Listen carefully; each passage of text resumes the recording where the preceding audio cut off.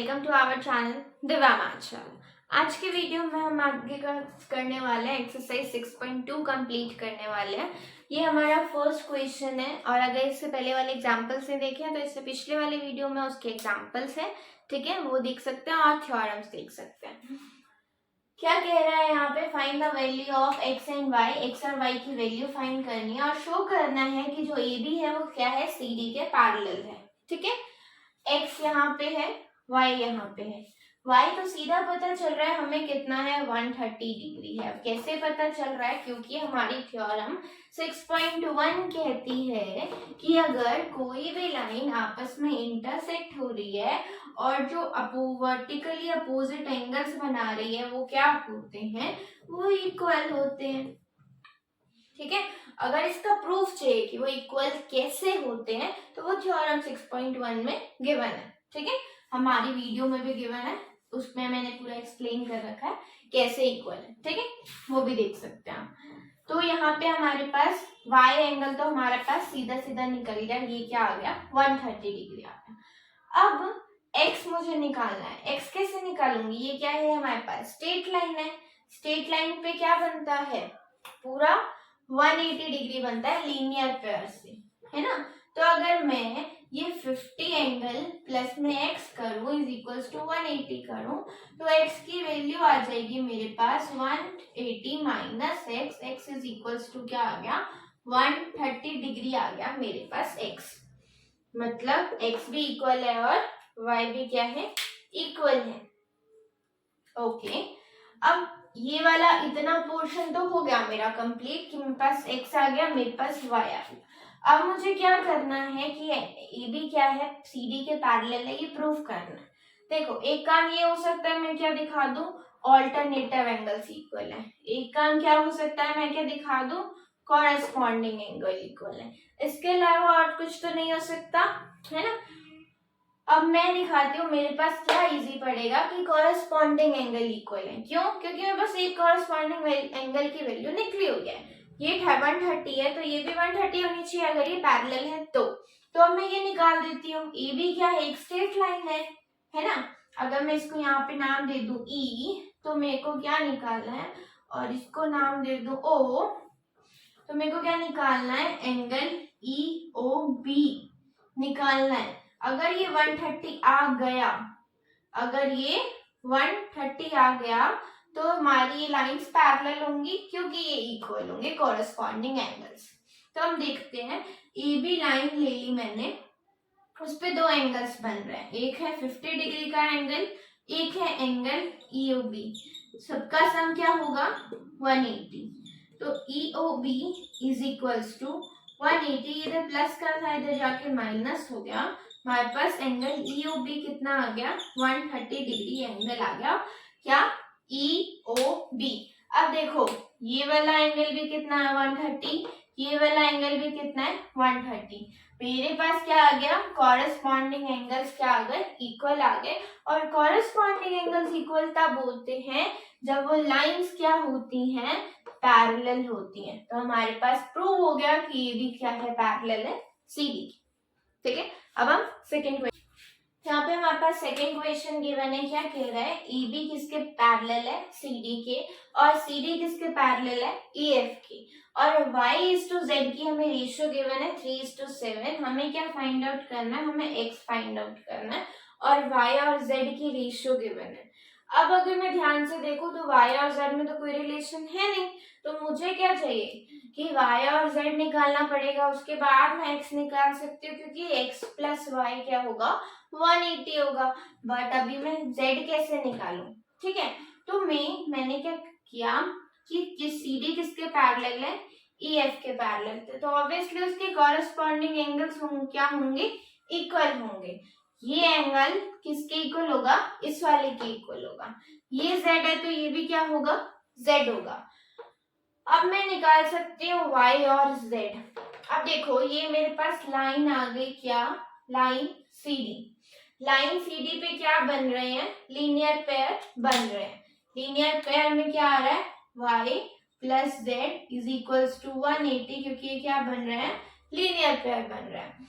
अब मैंने रेशियो में सिखाया था, रेशो कब आती है, रेशो तब आती है जब दो नंबर्स में से क्या करते हैं, हाईएस्ट कॉमन मल्टीपल को क्या कर देते हैं, डिवाइड कर देते हैं। जिससे कि यहाँ है 5:10। अब दोनों का हाईएस्ट कॉमन मल्टीपल क्या है, 5। मैंने इसको 5 से डिवाइड कर दिया, मैंने इसको 5 से डिवाइड कर दिया, यहाँ 1 आ गया, यहाँ 2 आ गया। अब ये दोनों क्या आ गए, हाईएस्ट। अब ये दोनों किस में आ गए, रेशो में आ गए, क्योंकि मैंने इसको क्या कर दिया, हाईएस्ट कॉमन मल्टीपल से डिवाइड कर दिया। ठीक है, हम इसको कहाँ पे लाके छोड़ते हैं, सिंपलेस्ट फॉर्म में, जहां से आगे ये क्या नहीं हो सकता, कट नहीं सकता, इसीलिए हाईएस्ट। तभी हमने किससे किया, हाईएस्ट। लीस्ट से करते तो वो आगे और कट जाता। ठीक है, इसलिए किससे किया, हाईएस्ट कॉमन फैक्टर से किया। ठीक है, अब हम देखते हैं कि वो अभी तो हमें पता था कि वो 5 है। अगर वो 5 नहीं पता हो हमें, तो हम उसको क्या लेते हैं, x लेते हैं। मतलब हम रेशियो को क्या लिख देते हैं, 3x और 7x लिख देते हैं। अब देखो y क्या लिया मैंने, 3x, z क्या लिया मैंने, 7x, इज इक्वल्स टू कितना है, 180। 10x is equals to 180, x is equals to 18 degree आ गया मेरे पास, x आ गया 18 डिग्री, क्या आ गया मेरे पास, x आ गया।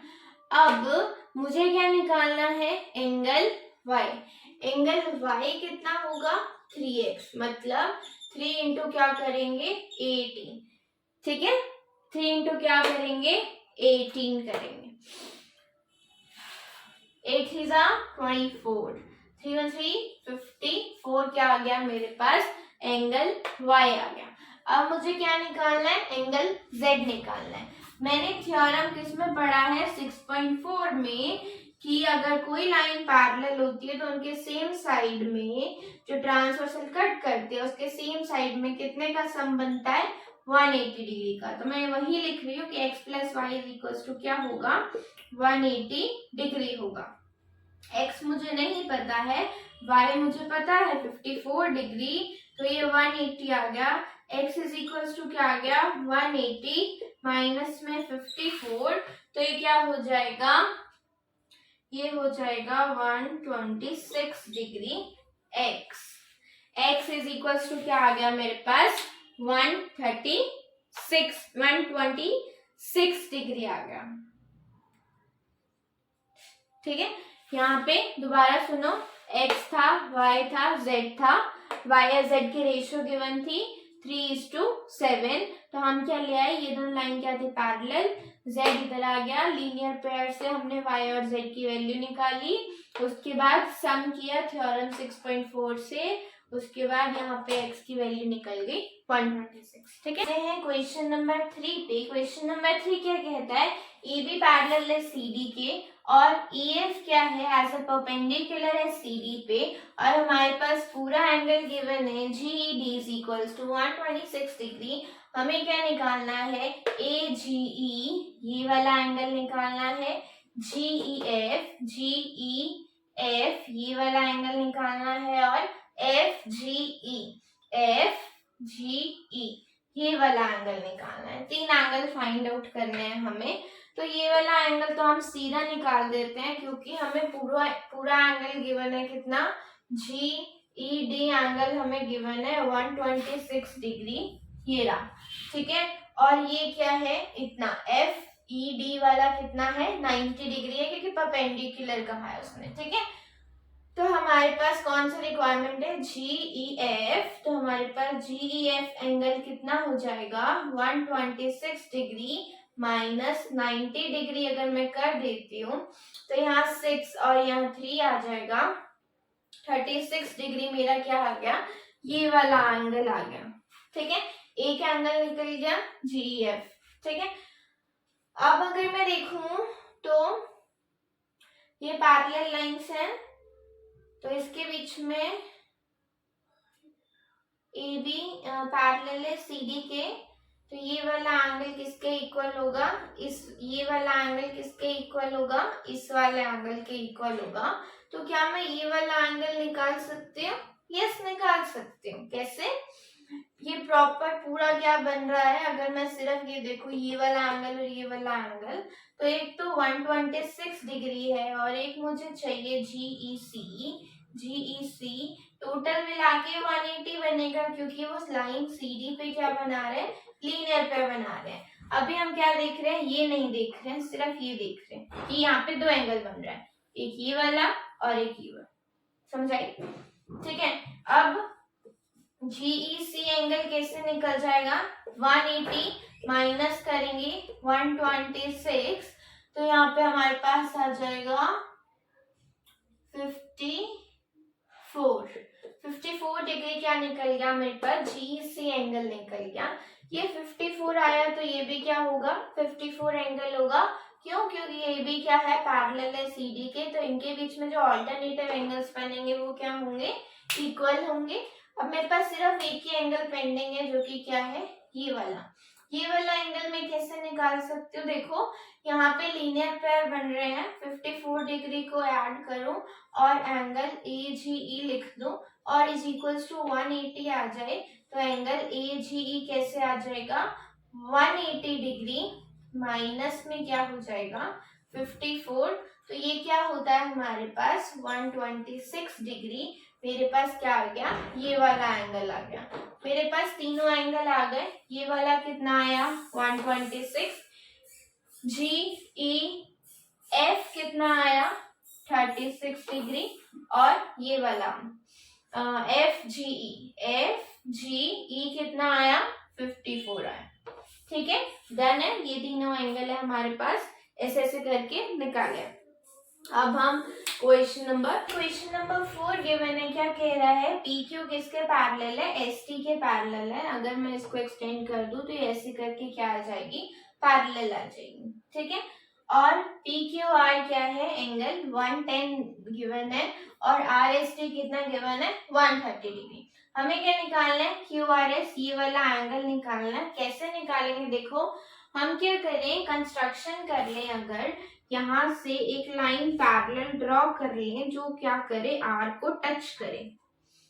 ठीक है, जो क्या करे, R को टच करे, ऐसे करके ये R को क्या करे, टच करे।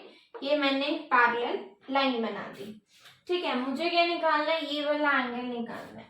अगर मैं ये पैरेलल लाइन ले रही हूँ, मैंने ये M ले ली, ये N ले ली। ठीक है, तो मैं सबसे पहले कंस्ट्रक्शन में क्या लिखूंगी कि मैंने क्या लिया है, PQ किसके पैरेलल ली है, MN के पैरेलल ली है। ठीक है, और PQ किसके पैरेलल है, ST के, वो ऑलरेडी क्या है, पैरेलल है। तो फ्रॉम इक्वेशन 1 and 2 क्या हो जाएगा, ST किसके पैरेलल हो जाएगी, MN के पैरेलल हो जाएगी। मतलब ये तीनों आपस में क्या है, पैरेलल है। ये इसके पैरेलल है, ये इसके पैरेलल है और ये इसके पैरेलल है। ठीक है, अब ये किया हमने, अब इसका फायदा क्या होगा, देखो पैरेलल लाइंस के सेम साइड का सम कितना होता है, एंगल्स का 180 होता है। ये कितना है 110, तो ये वाला अगर मैं x ले लूं तो क्या होगा 110 plus x is equal to 180, x की value 180 minus 110 which is 70 degree, ये निकल गया 70 डिग्री। अब सेम चीज यहाँ पे करूं, ये वाला एंगल निकाल दूं, तो ये y ले लेती हूं अगर, तो y plus 130 degree is equals to 180। अब देखो मैंने इसके साइड में रीजन नहीं लिखा, बट रीजन जरूर लिखेंगे और वो आप लिखेंगे। ठीक है, क्या होता है, कौन सी थ्योरम की वजह से हम इसको 180 लेते हैं, आपने बताना है कमेंट सेक्शन। तो मैंने क्या ले लिया, यहाँ पे 130 आएगा, यहाँ पे y plus 130 is equal to 180, तो y की वैल्यू क्या आ गई 180 माइनस 130 इज इक्वल टू क्या आ गया 50 डिग्री। मेरे पास y की वैल्यू आ गई। अब अगर मैं पूरी MN पे देखूं, लाइन MN पे मेरे पास तीन एंगल बन रहे हैं। अगर मैं इसको Z नाम दे दूं तो तीन एंगल बन रहे हैं, XB, YB, ZB। तीनों का सम क्या होगा 180 होगा। x की वैल्यू मेरे पास है, हाँ है 70, y की वैल्यू है, हाँ है, कितनी है 50, z की वैल्यू है नहीं है, वो चाहिए हमें। ये कितना हो जाएगा 120 plus z is equals to 180। z की वैल्यू कितनी आ जाएगी 180 माइनस 120, 60 डिग्री मेरे पास क्या आ गया z आ गया, जो कि क्या था पी क्यू आर एंगल था, उसकी वैल्यू कितनी आ गई 60 डिग्री आ गई। डन है। इसके बाद लास्ट क्वेश्चन नंबर 5 गिवन है, क्या कह रहा है EB पैरेलल है किसके CD के, ये दोनों क्या है पैरेलल लाइंस है। APQ क्या है एंगल 50 डिग्री का एंगल है, और PRD क्या है 127 डिग्री का एंगल है हमारे पास। हमें क्या निकालना है x और y निकालना है, x यहाँ पे है और y यहाँ पे है, ठीक है। तो अगर हम देखें